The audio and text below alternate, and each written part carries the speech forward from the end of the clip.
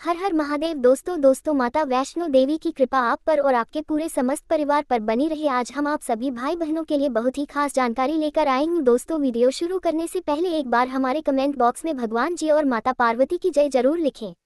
दोस्तों, रक्षाबंधन का त्योहार हर साल सावन महीने की पूर्णिमा को मनाया जाता है। रक्षाबंधन का त्योहार भाई बहन का बहुत ही पवित्र त्योहार होता है। इस दिन सभी बहन ने अपने भाई को रक्षा सूत्र बनती है और इस दिन सभी भाई अपनी बहन का आजीवन रक्षा करने का वचन देते हैं।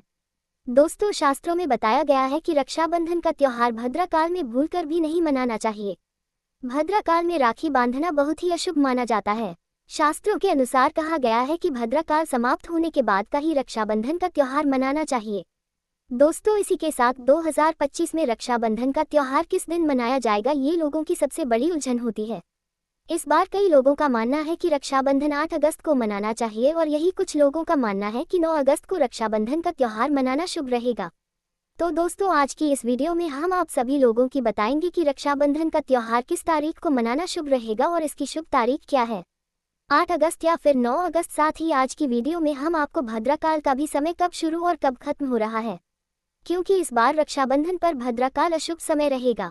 इसलिए सभी भाई बहनों को राखी बांधने का शुभ मुहूर्त पता होना चाहिए। इसलिए दोस्तों, आप सभी से विनती है कि आप लोग वीडियो को पूरा देखें और जिन्होंने अभी तक हमारी कथा वर्धन चैनल को सब्सक्राइब नहीं किया है वह हमारे चैनल को सब्सक्राइब कर ले और बेल आइकॉन जरूर दबाएं, जिससे हमारी वीडियो की जानकारी आप तक आसानी से पहुंच सके। तो आइए वीडियो शुरू करते हैं। दोस्तों, रक्षाबंधन का त्योहार भाई बहन के अटूट प्यार का प्रतीक है। इस दिन बहन अपने भाई की कलाई में राखी बांधती है और उसकी लंबी उम्र की और अच्छे स्वास्थ्य की कामना करती है, और भाई भी सदा अपनी बहन की रक्षा करने का वचन देते हैं। आपको बता दें दोस्तों कि शास्त्र के अनुसार भद्राकाल में राखी का त्योहार मनाना बहुत ही ज्यादा अशुभ माना गया है। इसीलिए सभी बहनों से निवेदन है, भूलकर भी भद्राकाल में आप अपने भाई को राखी कभी ना बांधे। दोस्तों, प्रेमानंद महाराज जी ने इसके पीछे की एक पौराणिक कथा भी बताई है। ऐसा माना जाता है, लंका के राजा रावण ने अपनी बहन से भद्राकाल में ही राखी बंधवा ली थी और 1 साल के अंदर ही उनका पूरे कुल का विनाश हो गया था। इसके अलावा भद्रा, जो कि शनिदेव महाराज की बहन है, और उन्हें ब्रह्मा जी ने श्राप दिया है कि जो भी भद्रा के समय शुभ या फिर मांगलिक कार्य करेगा उसका परिणाम हमेशा ही अशुभ रहेगा। इसीलिए आप सभी गलती से भी भद्रा के समय रक्षाबंधन का त्योहार न मनाएं। दोस्तों, रक्षाबंधन के दिन सभी बहनें अपने भाई की कलाइयों पर राखी बांधती हैं और उनकी लंबी उम्र की कामना करती है। इसीलिए इस दिन भाई बहन दोनों को स्नान करके और हो सके तो नए कपड़े पहने, और तभी याद रहे शुभ अवसर पर काले कपड़े न पहने। वस्त्र पहनने के बाद भाई बहन को मिलकर भगवान की पूजा करनी चाहिए। पूजा से पहले आप पूजा की थाली अवश्य लगा लें और उसमें रोली, चंदन, अक्षत, राखी, मिठाई आदि और एक शुद्ध घी का दीपक भी जरूर रख लें।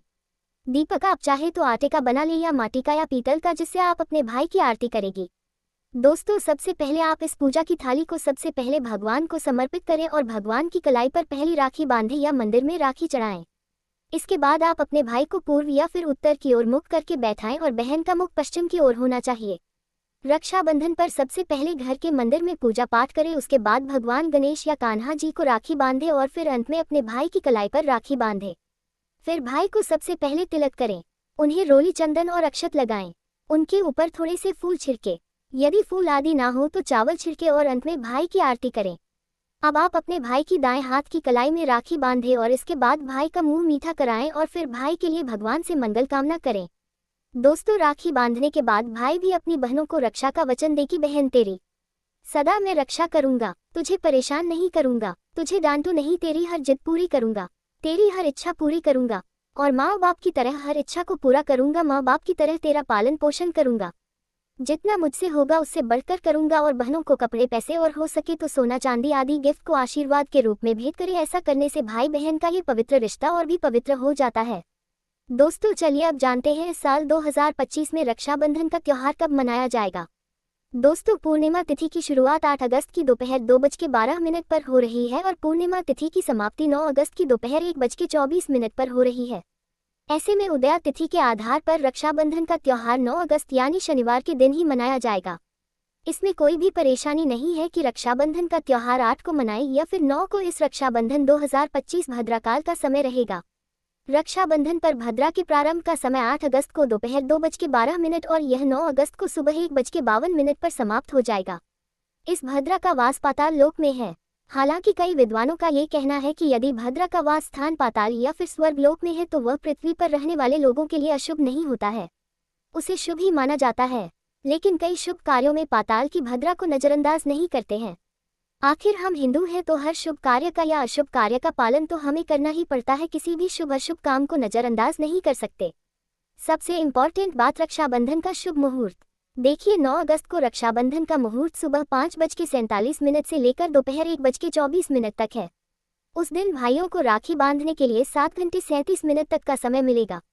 दोस्तों इस बात का ध्यान रहे, भद्रा में राखी बांधने से हमेशा घर परिवार का विनाश ही होता है और घर परिवार में कभी भी खुशी का माहौल नहीं होता है। इसीलिए भद्रा काल में भाई को कभी राखी ना बांधे, पूरा घर परिवार कंगाल हो सकता है। लंका के राजा रावण को भद्रा काल में ही राखी बांधी गई थी, इसीलिए उसके पूरे कुल का विनाश हो गया। इसीलिए समय के अनुसार ही रक्षाबंधन का त्योहार मनाना बहुत ही शुभ और मंगलकारी रहेगा। थोड़ा कठिन जरूर है, लेकिन ये समय आपके भाई और आपके परिवार के लिए शुभ होने वाला है। दोस्तों कई लोगों के यहाँ ये परंपरा होती है कि बेलो सूर्यास्त होने के बाद रक्षाबंधन का त्योहार आदि नहीं मनाते, लेकिन रक्षाबंधन यानी राखी, क्योंकि इस समय शुभ मुहूर्त पड़ रहा है और हमें शुभ मुहूर्त की अति आवश्यकता होती है।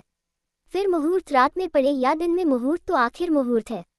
दोस्तों शुभ मुहूर्त पर राखी बांधने से भाई को कई लाख गुना शुभ फलों की प्राप्ति होती है, उसका कभी अमंगल नहीं होता। ऐसे बहन का भाई जहां भी जाएगा दिन दुगनी रात चौगुनी तरक्की ही पाएगा। ऐसा बहनों के भाई लाखों करोड़ों में खेलेगा, रुतबा पैसा धन दौलत सब कुछ कमाएगा। नियम से राखी बांधने से राहु दोष मंगल दोष आदि प्रकार के दोषों से मुक्ति मिलेगी। सभी बहनों से निवेदन है कि रक्षाबंधन पर आप अपने भाइयों को काली राखी भूल कर भी नहीं बांधना चाहिए, ये शुभ नहीं माना जाता। भाई की कलाई पर हमेशा लाल रंग की राखी बांधना बहुत ही शुभ और मंगलकारी माना जाता है। दोस्तों और रक्षाबंधन के पावन अवसर पर उपहार में बहन को चाकू छुरी आदि कभी नहीं देना चाहिए, इससे जीवन पर नकारात्मकता का गहरा असर पड़ता है। एक प्यारी बहन को अपने भाई को बड़ा भाई बनाया, भाई का दर्जा दिया तो भाई अपनी बहन के लिए इतना तो कर ही सकता है। ऐसा करने से माँ को बहुत ही ज्यादा सुकून और सुख मिलता है।